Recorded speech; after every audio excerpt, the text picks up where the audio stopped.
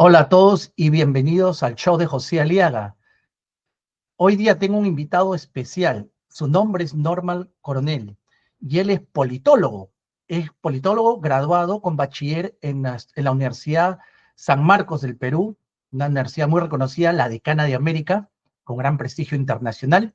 Y también tiene su posgrado y maestría en la Universidad de Londres, un importante currículo, y es una persona que tiene una riqueza muy grande, sobre todo en conocimientos políticos, no solamente de nuestro Perú, sino a nivel internacional, ya que tiene estudios internacionales y una gran experiencia en la política nacional e internacional. Hola, ¿cómo estás, Norman? Qué gusto tenerte acá en el show. Estimado José Aliaga, qué gusto escucharte. Feliz año a todos los que te siguen. Muchísimas gracias por este espacio y gracias por la tan gentil introducción que me has hecho. Muchas gracias, querido amigo. Fíjate, acá estamos en Michigan con mucho frío, pero siempre los peruanos que vivimos fuera tenemos el corazón siempre en el Perú. Y nos importa mucho porque tenemos familias, amigos, y a veces vemos la situación que siempre tenemos la esperanza que algún día va a mejorar. Y quería que rápidamente que me describas cómo ves, con una descripción, una sola palabra, cómo ves la situación en el Perú. Bueno, apatía política, estimado. Apatía creo que es lo que noto en la población. Los candidatos tradicionales, los más visibles, no crecen y veo muy preocupados más bien a ellos porque hay más del 40% de la población que está esperando con esperanza que alguien nuevo surja, alguien que les gatille esa luz de la esperanza, y es así como se está viviendo la campaña electoral. Mira, estamos a menos de 90 días de la elección y ningún candidato sobrepasa el 10-11%. Eso realmente es preocupante. Claro, en las encuestas reales, ¿no? ¿Quién en este momento son los 5 primeros? ¿Recuerdas quién va primero, segundo, Bueno, tercero? algunos de los primeros que aparecen en las encuestas, obviamente está López Aliaga, Rafael, Ujú. está ¿Ya? Keiko, está también Álvarez, estaba en su momento el hermano de Vizcarra, Ujú. y por ahí López Aliaga que empieza, Chao, perdón, Chao Claro. que empieza también un poco a tener más visibilidad, ¿no? Pero el grueso del resto, el pelotón, como se dice, los 30 y tantos restantes están pues ahí seguramente en estos días, ya en febrero o fines de febrero, debiera verse, ojalá que ese 41%, 42% de la población que espera una esperanza nueva, de allí, de este grupo, surjan nuevos liderazgos o se visibilicen en todo caso los liderazgos que ya se tiene, pero que todavía no tienen la exposición mediática y la enorme maquinaria financiera, que hay que decirlo con todas sus letras, que los partidos como el de López Aliaga, el de Acuña, el de Podemos de Luna Gálvez actualmente tiene, históricamente han tenido, ¿no? Y de Keiko, por supuesto. Claro, has dado una buena información y sobre todo, mira, antes las elecciones típicamente en el Perú tenían de 5 a 8 partidos políticos. Ya si llegaban a 10, bueno, pero los últimos 3, 4 no eran partidos serios que podían sumar un 5%, por decir. Ahora, esta elección es totalmente diferente. Una de las pocas elecciones en el mundo, porque sé que hay en otros países, según me han informado, que también tienen más de 20 partidos, pero acá hay más de 30, me parece, donde va a ser muy difícil para los electores en el Perú poder votar no solamente para presidente, sino para senador, diputado, parlamento andino y para el extranjero, que va a dificultar un Correcto. poco y va a confundir a muchos más electores de los que ya estuvieron confundidos antes. Sin embargo, has dado el punto, ahora hay más candidatos. En la elección pasada también hubieron más candidatos, pero no la cantidad que hay ahora. A lo que voy ahora es, en la anterior, en la primera vuelta, Pedro Castillo no aparecía en las encuestas hasta recién, faltando 2 semanas a casi 10 días antes del día de la elección de la primera vuelta, aparece Pedro Castillo en las encuestas, como tercero, cuarto, y ¡buah! Sorprende. Esto puede pasar emocionalmente. El elector que vive dentro del Perú es el peruano que va a decidir faltando una semana y le gustó porque uno bailó bonito, o como el tema de PPK, que una chica o una persona en provincia lo cargó y lo levantó y o lo agarró, ¿te acuerdas? El Sí, testículo, sí, vamos a sí, decir de sí, me mala acuerdo, y me levantó acuerdo. las encuestas. Y puede pasar algo así con el elector peruano, o ya tú crees que ya aprendió y como que no, o ¿qué piensas? Cuéntame. Yo creo, estimado José, que lamentablemente ahora todavía es muy complicado decir o cantar victoria, ¿no? Y sí estoy seguro que ese fenómeno que se ha dado también otras veces puede repetirse, en el sentido de que el elector peruano, si tú miras el desagregado, muchos de ellos votan faltando una semana, deciden su voto, y muchos incluso en la cola, a la hora de elegir, a la hora de emitir su voto, deciden por fin su voto. Yo creo que eso se va a repetir, producto, como te digo, de la apatía que la gente tiene hacia el tema político y producto de la desazón que esta misma clase política ha generado. No olvidemos esta atomización brutal, sui generis, como bien lo señalaste, no es gratuita, sino que había un mecanismo de filtrar y se llamaba las PASO, pero este Congreso lo eliminó. Las PASO hubieran filtrado a muchos partidos, se hubiera permitido que un número mucho más reducido, que facilita pues la decisión de la gente para saber exactamente valorar de manera adecuada las propuestas, pudiera haber sido mucho mejor para el país, pero lamentablemente creo yo que esta atomización ha sido claramente intencionada por parte del Parlamento, de modo que puedan, pues, con un número muy poco representativo, estar incluso en segunda vuelta, ¿no? Claro. Mira, Pedro Castillo, que fue el presidente del Bicentenario, algo cuestionable si era o no estaba preparado para ser el presidente que esperaban en una fecha tan, se podría decir, remarcable Simbólica. o, claro, simbólica. Él dijo en una entrevista de CNN a Fernando del Rincón, le dijo que él estaba aprendiendo a ser presidente. Claro que eso no lo dijo en campaña, lo dijo ya cuando era presidente. Entonces eso como que desveló a muchos que él no estaba preparado para ser presidente. Mi pregunta para ti, porque tú eres un hombre muy informado, muy estudioso, internacional, ¿qué características necesita el nuevo presidente del Perú? No estoy hablando de candidato, porque candidato al parecer en el Perú es cualquiera. Estoy hablando el presidente que puede ser el cambio para el país. ¿Qué debería Bien, tener? haría una precisión incluso agregando a lo inicial que mencionas respecto a Pedro Castillo. Su premier Betsy Chávez, hoy prófuga de la justicia, también dijo lo mismo, que estaba practicando prácticamente y era la presidenta del Consejo de Ministros. A ese nivel de singularidad hemos llegado en el país. Bueno, yo a tu pregunta creo que lo que el Perú realmente necesita es un candidato que tenga experiencia en el sector privado, porque creo que el sector privado es fundamental para el desarrollo del país. Prueba de ello es que 80% de las inversiones lo hace el sector privado, por lo tanto, si tenemos a alguien que no se va a llevar bien con el sector privado, no va a saber trabajar con ellos, va a ser complicado. Dos, alguien que conozca el legislativo. Va a ser un legislativo otra vez atomizado, producto de la configuración como está ahora los partidos, y por lo tanto nadie va a tener una mayoría grande, como ya se puede prever, creo, y por lo tanto se necesita un candidato que haya tenido o que tenga experiencia en el Congreso para que pueda tranquilamente navegar las dificultades legislativas. Y una tercera cualidad fundamental, obviamente, es que quien sea el candidato tiene que conocer el Ejecutivo, como tú bien señalaste, no solamente conocerlo en los libros, sino que haya tenido una experiencia de gobierno real y efectiva. Y a eso le agregaría, obviamente, tres condiciones básicas, o sea, que tenga la capacidad técnica, la capacidad profesional, pero creo yo, una fundamental es que tenga la sensibilidad social para que pueda entender que los problemas del Perú profundo son históricos y que realmente amerita una nueva visión y un trabajo profundo que se puede hacer, pero desde el conocimiento de cómo funciona el Estado y cómo ese Estado interactúa de manera proactiva y positiva con el sector privado. Claro, estamos hablando de un candidato que tenga gestión pública, también gestión privada, para que pueda entender también al empresario nacional, porque actualmente, por ejemplo, mucha gente toma como ejemplo a Gamarra, ¿no? Cada Correcto. vez que llega la importación de China sin impuestos, mata los trabajos y la industria nacional. Algo que sucedió con el calzado. Me acuerdo en un tiempo que dejaron entrar el calzado chino con cero impuestos y mató toda la industria del calzado que había en Trujillo y en Lima, que existía el zapato del Inca, que proveía zapatos no solamente para la policía y los militares y el consumo público del Perú. Desapareció y mucha gente perdió su trabajo porque dejaron entrar productos chinos de baja calidad. Yo no estoy en contra de la importación, al contrario. Si son productos que no se consumen en el Perú como un televisor, porque el Perú no hace televisores, está bien que tenga productos bajos impuestos porque ayuda al consumidor peruano.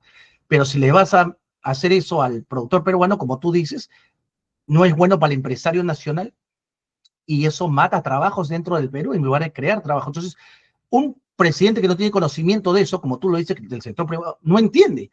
Afirma nomás cualquier cosa que le ponen ahí y ya está. Y como tú dices, tiene que tener entendimiento cómo trabajar con el Congreso, porque es otro problema, cómo saber el Correcto. lenguaje y el entendimiento mental de esa gente, porque tienen intereses y lamentablemente no es Estados Unidos que hay solamente dos partidos. El Congreso peruano es muy fraccionado, está todo de acuerdo. Has dado con el clavo ahí. Y ahora, a eso agregaría, y qué bien que has desarrollado esa idea también, es que un poquito ahondando en el tema del Tratado de Libre Comercio con la China, mira la mentalidad, ¿no? Los chinos, y eso lo decía un experto cuando nos asistió a una conferencia que había sido parte del Tratado de Libre Comercio y las negociaciones, y nos explicaba que en las negociaciones, en la mesa de negociaciones para ese Tratado de Libre Comercio, había empresarios chinos sentados en el lado de los chinos. En el lado del Perú, solamente los diplomáticos o la gente experta, pero que no tenían muchos de ellos ninguna experiencia en siquiera cómo se produce un calzado, cómo se hacen las telas. Entonces, eso te pone en una situación de desventaja, ¿no? Y es por eso que sí creo importante que un candidato comprenda la naturaleza, la forma, cómo se gestiona y cómo opera el sector privado, porque se tiene que trabajar de la mano y se tiene que poner las reglas claras, ¿no? Como es Estados Unidos, creo yo, reglas claras para todos, ¿no? Y eso sí es fundamental. Correcto. Entonces, mira, ahora de los candidatos que hay, vamos a tratar de tirar, como dicen en inglés, un guess. O sea, vamos a intentar adivinar quizás, porque si vamos a tomar como ejemplo la elección pasada, donde Pedro Castillo sorprende y llega a segunda vuelta, ¿quiénes crees tú de los que están al final en este momento podrían llegar? Voy a tirar algunos nombres así, por ejemplo, Jaico Carranza, el general Grosso de la FAP, que por ahí Hajimi dijo que uno de la FAP podía llegar a la segunda vuelta. Vamos a poner a Mesías Guevara, que es empresario, que ha sido congresista, ha sido gobernador, tiene las características de lo que tú hablas. Entre todos estos caballeros, de repente por ahí hay alguno más que yo me estoy olvidando, de los que están ahorita en este momento creciendo. Pepe Luna, por ejemplo, empresario, que ha hecho las campañas de Solidaridad Nacional y Castañeda, que tiene una mentalidad presente, todo esto y algunos otros nombres que tú puedes mencionar, ¿cómo los ves? Bueno, de los que has mencionado, lamentablemente, pues como tú bien señalas, son tantos que habrá que escoger algunos así al azar, ¿no? Yo creo que Carlos Jaico Carranza es un tipo muy profesional, un gran profesional, honesto, trabajador, sería una buena opción. No sé si y la estructura partidaria, sus candidatos sean esté lo suficientemente sólido como para darle el impulso que se requiere en estas etapas. Wolfgang Grosso creo que tiene un buen perfil, me parece que está formado, al parecer lo retiraron un poco tempranamente de, de las Fuerzas Armadas, pero que también me parece que a nivel político no lo he visto nunca, ¿no? Entonces, la debilidad de él sería que no tiene experiencia política, pese a que ha sido un general, obviamente, pero eso no te da, bajo ninguna circunstancia, la pericia política que un país tan fragmentado como el Perú requiere. Y quizás de lo otro que Mesías Guevara sin duda cumple con este perfil que te acabo de escribir, porque él fue gerente general de una internacional Lucent Technologies, ha sido gobernador regional de una de las regiones más complicadas del país, una de las regiones más conflictivas del país, como fue Cajamarca, y en su periodo logró pacificarlo Cajamarca, porque terminó con una de las regiones con el menor número de conflictos sociales, y además ha sido congresista de la República y fue presidente de una comisión que investigó la mafia de Álvarez en Trujillo. Entonces, de los tres, creo que Mesías sería el que quizás por ahí tendría sin dudas más posibilidades quizá de salir y despegar, pero veremos, ¿no? Veamos cómo se desarrolla la campaña, que recién empieza en realidad. Mira, estamos a puertas del proceso electoral y realmente recién empiezan las cosas a salir.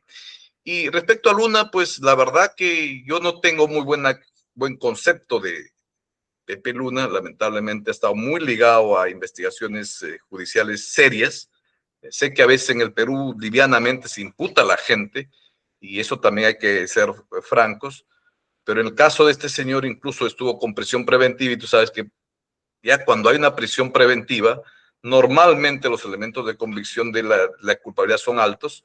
Y bueno, Veremos, sobre todo a mí me preocupa de Pepe Luna, que ha reciclado mucha gente que realmente puede ser muy nefasta para el país, ¿no? Ahí este abogado de Castillo que es pro Cuba, pro Nicaragua, y que para él Cuba, Venezuela es el epítome del paraíso en la tierra, ¿no? No sé qué hace el señor, más bien debería ir a Cuba si es tan bonito como él lo pinta o como quiere decirlo, ¿no? Entonces, eso me preocupa mucho de Podemos, que ha reciclado este tipo de gente que realmente es nefasta, ¿no? En sus ideas para el país.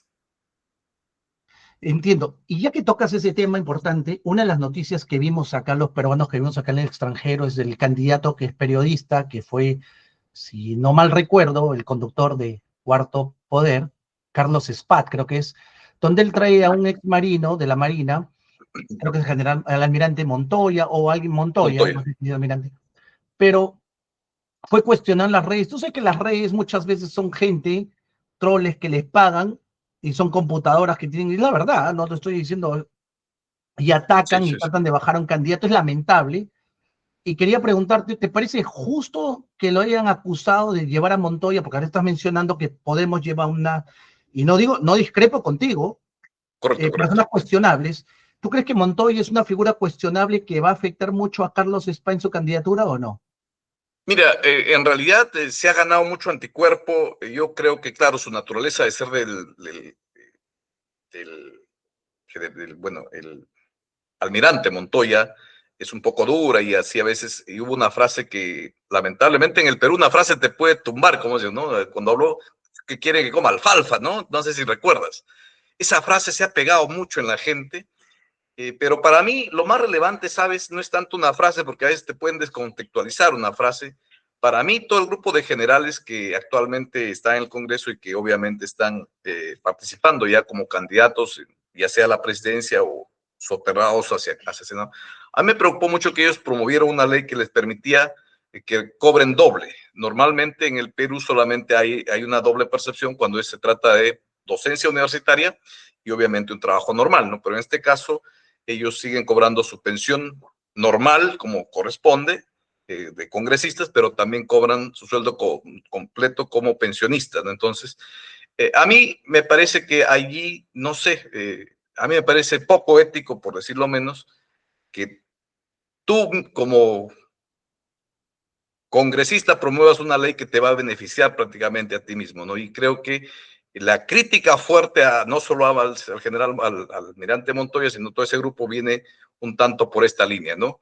Porque han usado, por lo menos a la vista de la gente, de algunos opinólogos, a la vista del público, su capacidad, su espacio de poder para emitir leyes que han redundado en un beneficio personal, ¿no? Yo creo que eso quizás es el cuestionamiento más grande y lo demás, pues bueno, así es el Perú, pues, ¿no? No olvides que Barrenechea cuando no comió chicharrón se le vino la noche y fue suficiente ese acto para que su candidatura se desmoronara, ¿no? Claro, es verdad. Bueno, ahora que con los dos temas, mira, si traslademos eso a la política americana, eso es falta de ética, porque acá por ética, Correcto. sí, puede votar por un proyecto ley que le beneficia, pero por ética no Se lo abstiene. haces y recusas tu voto, es decir, no puedes retirar la moción porque está puesta por el pleno o por algún otro miembro, pero tú te recusas, o sea, sales y dices, ¿sabes qué? Yo no puedo votar porque yo recibo una pensión del Estado y no puedo votar para que venga otro dinero y me beneficie a mí doblemente, porque es recursos del Estado, de los contribuyentes del Perú, entonces se retira del voto. Eso es lo que no hizo Montoya y eso es falta de ética. Entonces, claro, es cuestionable, ¿no?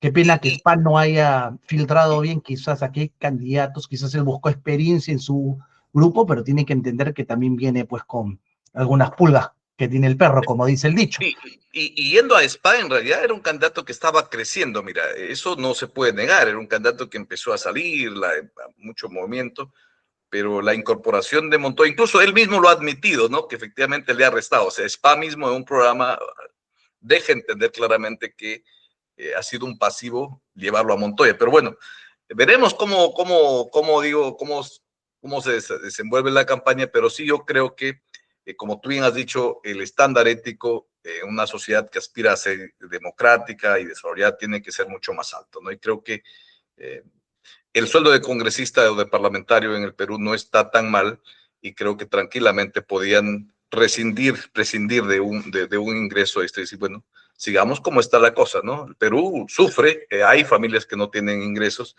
y realmente pues tener ese doble ingreso es percibido por muchos peruanos que no tienen a veces ni cómo llenar la olla, como una gollería innecesaria y estrafalaria, ¿no? Claro, y tocando un poco lo que dijiste de Alfredo Barnechea, es Barnechea, creo. Eh, Fíjate, Giovanni. mira, yo creo que pasó mucho que demostró el carácter de él, que fluyó en su corazón, porque el candidato usualmente en el Perú, muchos son, se podría ser a cierto punto artistas, tienen que sonreír, no es natural, sino una sonrisa un poco, yo he visto muchos que salen con la sonrisa que normalmente no la tienen y están actuando. Barnechea sale y muestra su carácter él como persona, ¿no? Porque una persona quizás natural, yo me puedo imaginar a otra persona yendo y si me ofrecen algo que no me gusta, digo, ¿sabes que no como eso? O si otro candidato de repente hubiera dado un mordiscón y lo guardaba, o se le daba a alguien que estaba al costado, y guárdame esto, y hacía como que sí le gustó, pero estaba guardando después porque está lleno y va a seguir caminando para no distraerse. Pero el gesto fue que él lo agarró y se lo tiró, o sea, se lo aventó, y alguien le puso un sombrero después, y él agarró, se lo quitó y se lo tiró. Y el gesto fue como diciendo, estás menospreciando a alguien por ser pobre, por tener menos, quizás, menos cosas que tú. Eso fue la percepción que sacó esa imagen.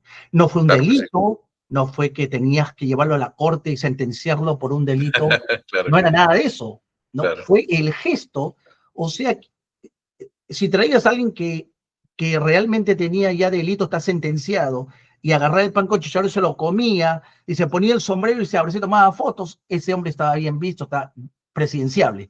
Pero porque hizo eso, el gesto de cómo lo hizo fue lo que lo mató. Y fue triste, porque el tipo me parece que sí tenía cierto conocimiento, no hubiera sido malo. Y como él lo dijo, él revivió Acción Popular, sí, y también como que ahorita lo está matando, o lo ha matado, Bueno, como dicen otros. en realidad, mira, hay una lectura que, claro, hay a veces los héroes a veces son anónimos, ¿no? Yo recuerdo que Acción Popular efectivamente en esa elección del 2016, Vitocho y compañía querían que Acción Popular vaya en, en agrupación con otro partido, ¿no? Y se acercaba mucho en esa época, creo que era Mesía Guevara quien presidía y le había ganado una elección a Vitocho. Y fue Mesía Guevara que dijo, no, va a ir solo a Acción Popular y vamos a hacer nuestro camino. Y Mesía Guevara viajó muchísimo por todo el país, reactivando un poco las bases, que luego se le sirvieron a Barrenechea para que monte su campaña presidencial, ¿no? Entonces, hay un sobredimensionamiento respecto a la labor que el Barrenechea tuvo dentro del partido, a mi juicio. Y claro está, como tú bien has dicho, la campaña reveló realmente lo que realmente él siente, ¿no? Que creo yo es desprecio por las personas humildes y obviamente ese gesto sin duda ha sido tomado por muchos peruanos como el desprecio al emprendedor, ¿no? Que muchas veces se tiene que fajar para vivir y ganarse un espacio económico dentro de su familia que a veces el Estado no promueve o que simplemente las condiciones sociales no lo permiten, ¿no? Pero sí, pues, triste también porque han terminado con un partido histórico, ¿no? Son los sepultureros de un partido histórico, de un partido que le ha dado muchas alegrías al Perú. Nadie puede negar que Fernando Belaúnde Terry y Valentín Paniagua Corazón han sido son dos grandes referentes de la historia del siglo pasado y del siglo XXI. Y creo que, bueno, cargarán con esa responsabilidad de ser los sepultureros de Acción Popular, ¿no?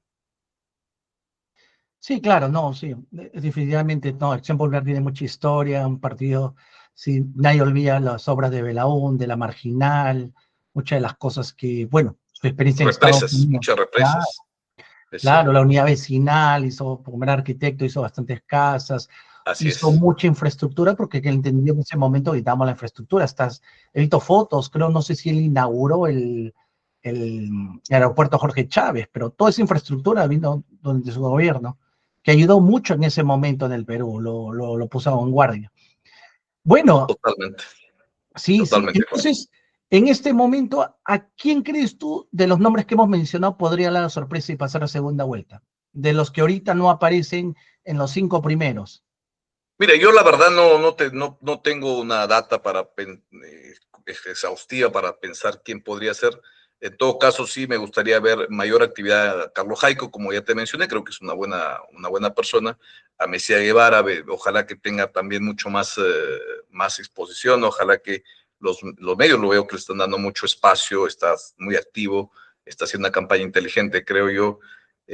Bueno, y de los demás, bueno, no sabría decir todavía, pero esperemos la mediados de febrero, fines de febrero, para ver cuál es el termómetro, ¿no? Actualmente creo que sería bueno que como peruanos que pensamos en el país, no nos centremos en lo que las encuestas nos dicen, sino que analicemos un poco este grupo de personas que creo son profesionales, que tienen mucho que ofrecer al país y que miremos más allá de lo que ya de lo que las encuestas nos ofrecen, ¿no? Creo que hay un trabajo ahí que tenemos que hacer como ciudadanos honestos y responsables, de mirar sus propuestas, escucharlos, hacer un seguimiento a su hoja de vida, porque mira, hay una situación muy importante. Muchos candidatos están llevando una mochila muy pesada y que lamentablemente, producto de una mala legislación, están siendo candidatos a la presidencia de la República, pese a que en alguna ocasión ante una condena.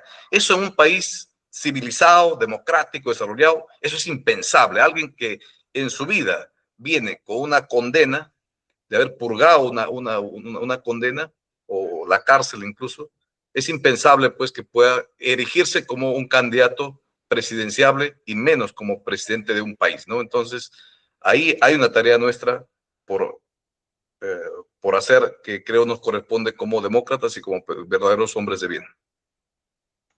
Entiendo. Mira, no para terminar, pero un poco terminando el programa, tú sabes que las últimas 3 elecciones Keiko Fujimori pasó a la segunda vuelta. ¿Crees que ella pasa a la segunda vuelta por cuarta oportunidad o no? Porque tú sabes que Esta ella es dice que la tercera es la vencida, pero no sucedió con ella, y bueno, esta es la cuarta. ¿Pasará a segunda vuelta?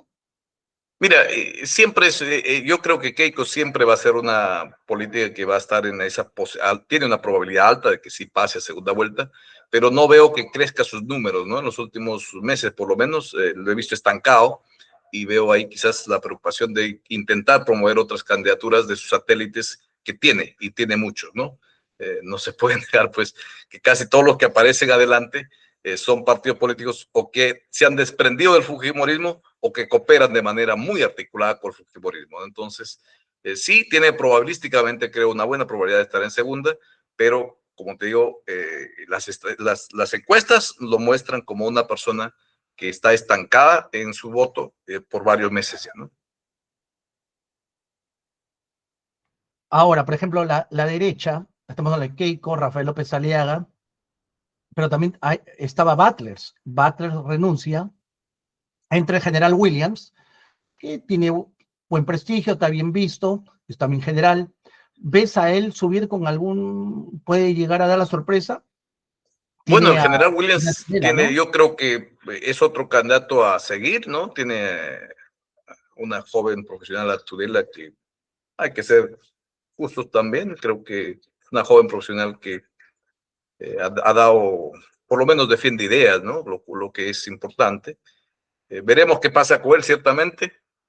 Pero claro, el general Williams tiene pues el mismo problema que en este caso Montoya y otros generales que actualmente gobiernan, pues, están en el Congreso y quieren ser reelegidos, ¿no? Algunos como candidatos presidenciales, como el caso del general Williams, que creo yo que este hecho de la doble percepción podría ser un tema que la gente va a juzgar muy negativamente, porque creo que, como tú y yo comprenderás, creo que un país como Alemania o como Inglaterra, como Estados Unidos, es casi impensable que algo así haya pasado por la institución más grande y más importante del país, ¿no?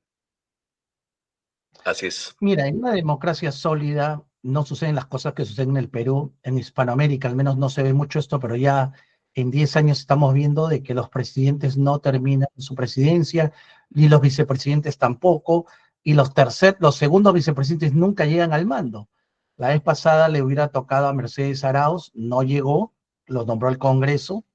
Esta vez le hubiera tocado a Vladimir Cerrón, no llegó, lo puso el Congreso, porque después que sale el presidente le toca al primer vicepresidente y después al segundo. Correcto, la Ahí sucesión llega presidencial. el segundo. Siempre el Congreso lo pone. Entonces, Y eso es algo atípico en la región de Hispanoamérica, bueno, creo que en el mundo, no sé si habrá otro país que haga eso, pero ya en 10 años me parece mucho.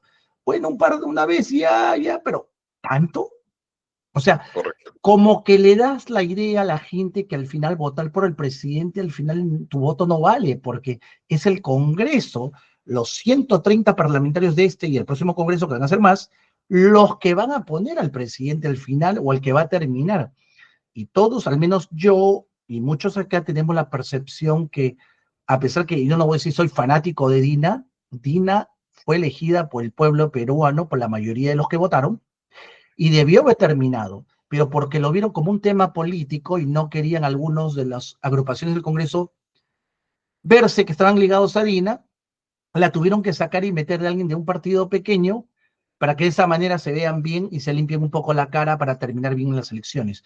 Pero eso no fue algo que lo eligió el pueblo, eso es algo que no beneficia al pueblo, era un beneficio directo al Congreso. Ahora, eso es como lo vemos nosotros los peruanos acá, porque converso con muchos peruanos. Correcto, correcto. Pero ahora, en esta elección pasará lo mismo, o sea, yo creo que hay mucha gente que piensa, si voy a votar por Tel y el que gane, sí, este va a durar un par de años, después viene, ¿y quién es?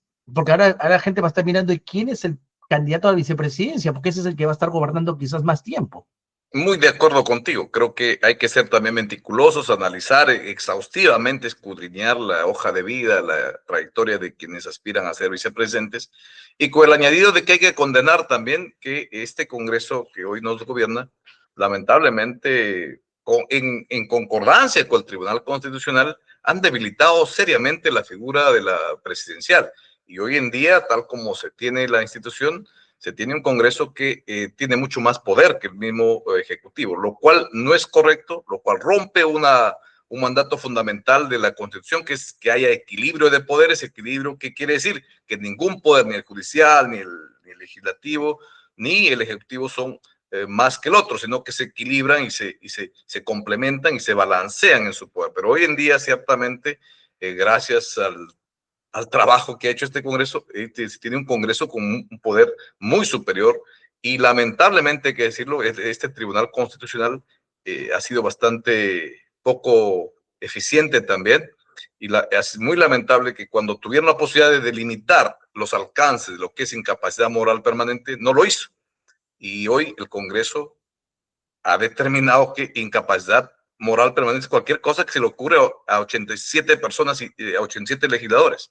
Hoy, solamente con la fuerza bruta de los votos, puedes cambiar de presidente, independientemente si hay una causa real, si hay una causa que justifique y amerite. Y esta inestabilidad política, hay que decirlo, es producto de Keiko Fujimori. Nos ha heredado esta inestabilidad política desde 2017, cuando innecesariamente intentaron vacar a Kuczynski solamente basados en sus votos, y desde ahí hasta ahora, lejos de mejorar, solo ha desmejorado y hemos ido en caída libre.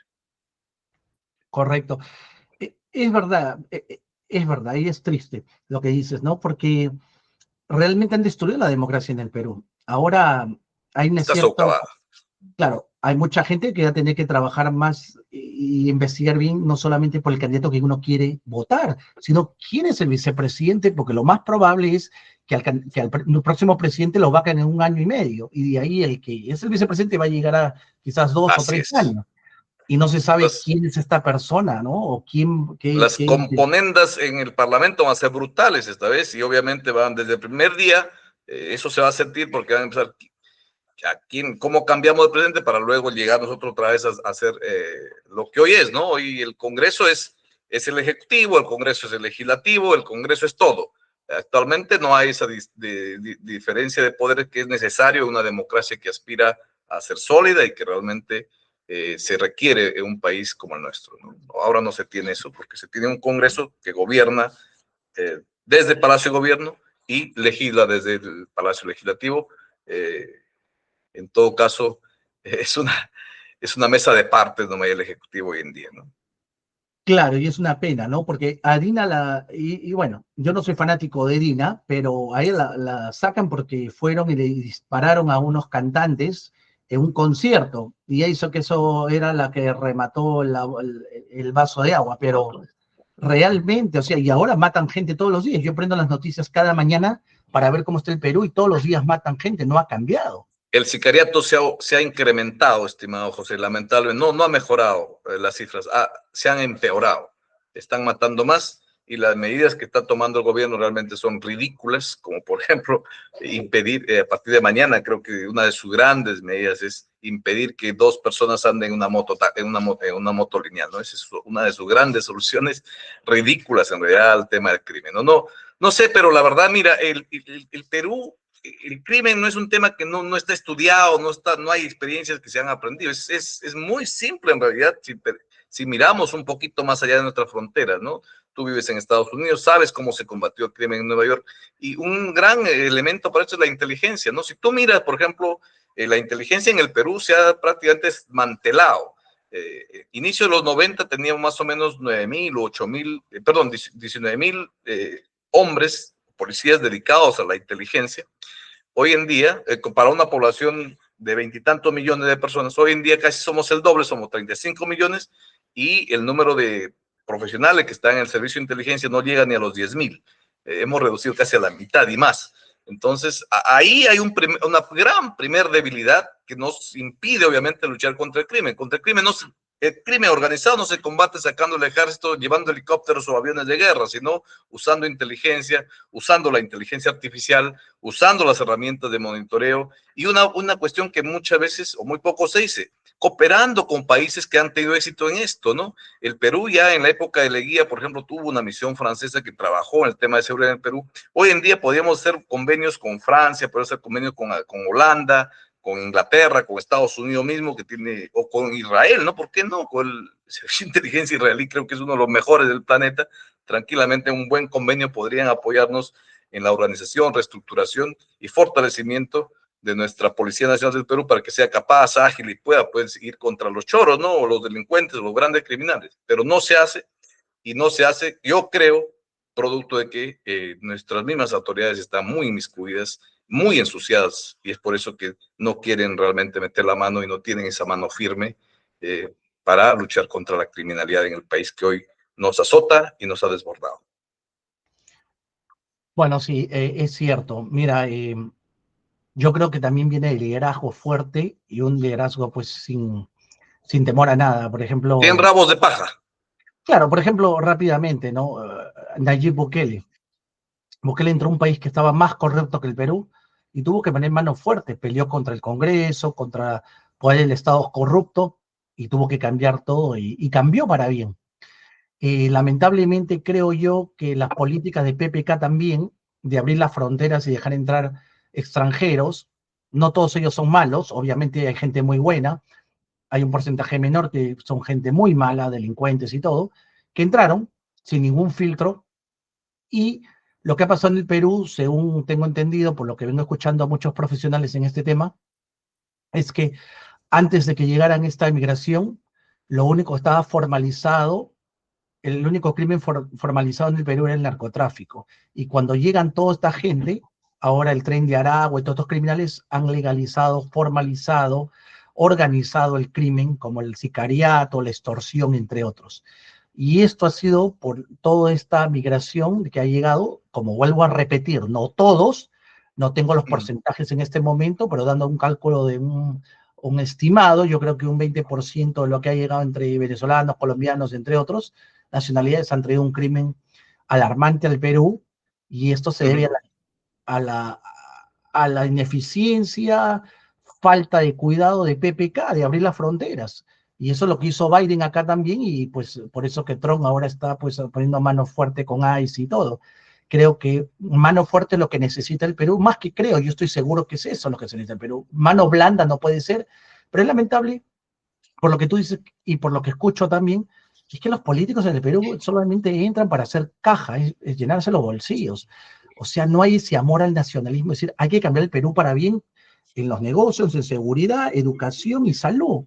Salud, estamos hasta las patas. Cuando voy por el Perú profundo, he ido a Amazonas, ni siquiera hay un buen aeropuerto, por eso es que no hay buenos vuelos por ahí. El comercio está mal porque no hay buenas carreteras, no hay aeropuertos. ¿Cómo dejas que esa gente, que es empresario de Amazonas, la región Amazonas o la región Madre de Dios, que no sé cuánta representación tendrán en el próximo Congreso, porque con la justa todos tienen, No pueden sacar sus productos exportados porque no hay aeropuerto, no hay un buen puerto para sus ríos y todo, pero estamos esperando que el Perú mejore cuando el gobierno se pone a mejorar la infraestructura. Hay varios temas complicados para parte de la corrupción y la delincuencia. Ahora importamos más delincuencia, más Sí, inseguridad, y encima no ponemos nosotros para reflotar la industria peruana y la seguridad, pero traemos más delincuencia. No entiendo estos políticos hasta ahora, esperemos que cambie. No, te digo la verdad, sí, sí, sí, sí. acá la gente no está, acá la gente ha votado por un cambio y han traído a alguien, como tú dices, a un empresario, las características que tú hablas. Donald Trump no es político, es empresario, ¿no? Ese empresario conoce cómo piensa el empresario, por eso que la gasolina que ha bajado, los precios han bajado, y sabe jugar con los precios internacionales, entonces es un visionario, y con los cambios que está poniendo está reflotando la industria de Estados Unidos. En el Perú no hay un presidente como con las características que tú has dicho, mentalidad empresarial, que sepa cómo son los políticos, en tener un buen entendimiento ya. Siempre elegimos a alguien que está aprendiendo. Al menos Pedro Castillo fue honesto en decir, con Bexy Chávez, que están aprendiendo, porque otros que han llegado al poder no lo dicen, te hacen creer que ya están preparados para el trabajo. Y espero que los que Precisamente. escuchen entiendan que hay que votar por alguien que ya está hecho y derecho para hacer el trabajo desde el primer momento que entre, haga algo. Por eso que Donald Trump, me acuerdo cuando entró, la primera foto que tiene es un montón de decretos, cambiando, eliminando leyes que no sirven y proponiendo un paquete al Congreso rápidamente. O sea, él no llegó como me acuerdo de otros presidentes que se echaban la foto tomando con la familia, no, él ya se puso a trabajar desde el primer segundo que llega a la oficina. En cambio, en Perú, Así es. como no, tenemos pues gente pues que no sabe ni, voy a aprender, voy a poner de ministro a mi amigo que me han recomendado un congresista, voy a poner a mi amigo que ha puesto afiches y me ha colaborado en la campaña. No, hay que poner gente preparada, que tenga pues una visión internacional para elevar al Perú a un nivel más alto, si no vamos a estar como un país, pues estamos ya comparándonos un poco como un país como los de África, que no estoy hablando mal de ellos, pero son países también ricos, pero están en una miseria. Norma, para Correcto. terminar, entonces, Claro no que me sí. ¿quién es el candidato que tú crees que va a la sorpresa? Bueno, yo la verdad espero que sea Mesías Guevara, creo que tiene las credenciales, como te digo, ha gerenciado empresas tecnológicas grandes, ha estado como gobernador regional y no tiene denuncias penales, que eso es un gran mérito ya en el Perú, ojo, Uh porque -huh. todos los alcaldes o exgobernadores están con juicios por corrupción hasta el cuello, él entiendo no lo tiene, y sobre todo porque ha sido congresista y sabe cómo trabajar, creo, esa parte de política. La política muchas veces creen que se puede aprender ya estando adentro o llegando a ser presidente, y no es así. Si no tienes pericia política, lo único que va a ser un fracaso más, como lo hizo, como lo fue Castillo, ¿no? Y esperemos, por el bien del Perú, que tengamos un candidato que realmente conoce y sabe, como tú dices, el primer día llega a ejecutar cosas, no llega a buscar cuáles son mis funciones ni qué voy a hacer, sino que ya llega con una tarea, una agenda clara y precisa. Día uno vamos a hacer esto y creo que en ese punto sí, yo creo que Mesías Guevara tiene esa posibilidad, lo conozco un poco, es un hombre muy, muy preparado, pero bueno, veremos qué dice el Perú profundo, que es en última instancia el soberano el que se debe pronunciar al respecto. Claro, tienes mucha razón. Bueno, muchas gracias por este programa. Sé que más adelante voy a tener a candidatos presidenciales acá y me gustaría invitarlos también a Mesías Guevara, a Grosso, a todos ellos para que vengan acá, a Eco Carranza y todos y puedan tener también esta plataforma para que los peruanos que vivimos nosotros acá en el extranjero, en Estados Unidos, los podamos ver y ver también su plataforma. Acá también tenemos nuestros problemas, ¿no? Problemas con el consulado, aquí hay bastantes peruanos que me llaman, me dicen, José, los consulados no son tan eficientes, algunos sí, algunos no. Y a ver qué también nos ofrecen nuestros candidatos presidenciales, qué cosas podemos hacer para mejorar, porque de eso se trata, mejorar. Bueno, muchas gracias y Bueno, permíteme felicitarte por el programa. Creo que yo también tengo un pequeño programa, Política y Poder, en donde de vez en cuando entrevistamos, sin ánimo de, sin otro ánimo más que de generar conciencia democrática, de mostrar lo que hay en el ambiente, sobre todo personas que no son extremistas, ¿sabes? Yo disiento mucho de personas que creen que la solución es incendiar el Perú, y el Perú creo que necesita gente con gente cuerda, preparada, y gente que tenga las ideas claras respecto a cómo desarrollar el país, y a eso creo que es bueno seguir promoviendo, ¿no? Y te agradezco por este espacio, ha sido mucho gusto, me ha dado hablar contigo después de tiempo, y bueno, éxitos en todo. Muchas gracias, un fuerte abrazo y muchas bendiciones, siempre orando por que el Perú mejore, ¿no? Todos nosotros queremos al Perú y queremos lo mejor del Perú, y esperemos que este 12 de abril del 2026 sea el inicio de un gran cambio positivo, que Dios derrame todas sus bendiciones al Perú porque lo queremos de todo corazón. Muchas gracias, que Dios te bendiga, Norman. Amén. Hasta pronto. Chao, chao.